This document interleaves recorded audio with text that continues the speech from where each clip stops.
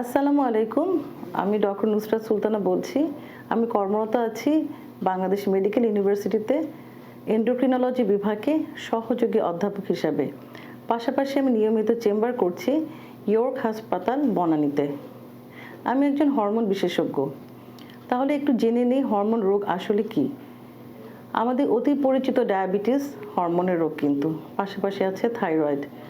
এবং ডায়াবেটিসের পাশাপাশি যদি আমরা ব্লাড প্রেশারের কথা চিন্তা করি, অল্প বয়সে যদি কারো ব্লাড প্রেশার হয় তাহলেও কিন্তু আমাদের জেনে নিতে হবে থাইরয়েড এটা আমার হরমোনের কারণে হচ্ছে কিনা।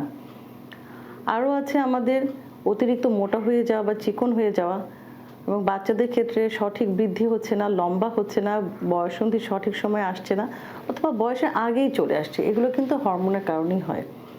খুবই গুরুত্বপূর্ণ বিষয় হচ্ছে আমাদের ফার্টিলিটি বা সঠিক সময়ে বাচ্চা হওয়া। এর একটা বহুলাংশে কারণ কিন্তু হরমোনের সমস্যা।